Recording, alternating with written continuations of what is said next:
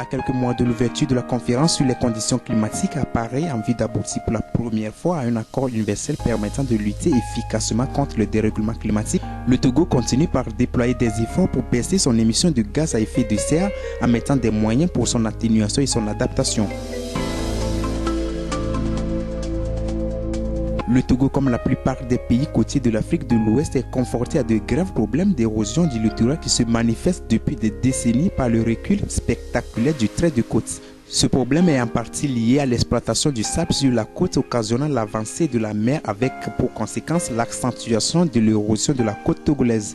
On peut déjà constater cette érosion au niveau de la ville d'Anéron dans le sud, à 45 km de la capitale Lomé. Pour préserver la côte contre l'érosion côtière, le gouvernement a érigé les brises-lames pour protéger le littoral. Les ouvrages qui sont parallèles à la côte, que nous appelons les brises-lames. Donc ces brises-lames aussi ont un rôle de pouvoir casser la force des vagues et atténuer la force des vagues au niveau de la côte. Les épis qui sont des ouvrages construits toujours en enrochement, mais qui sont des ouvrages perpendiculaires à la côte. Donc ces deux ouvrages combinés permettent non seulement de freiner la progression de la côte, mais de pouvoir la stabiliser.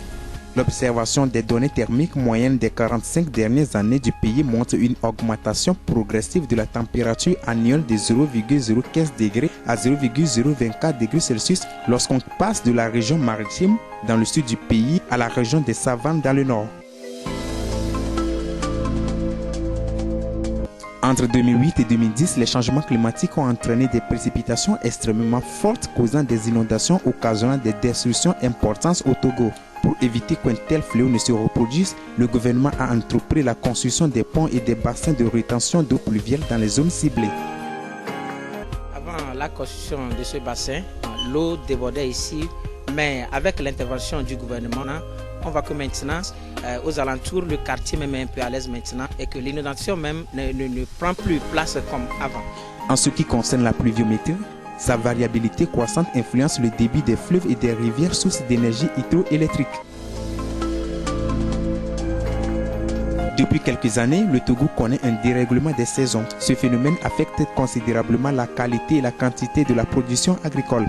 À cet effet, le ministère de l'Agriculture a accompagné le monde rural dans la recherche des cultures et semences adaptées aux nouvelles conditions.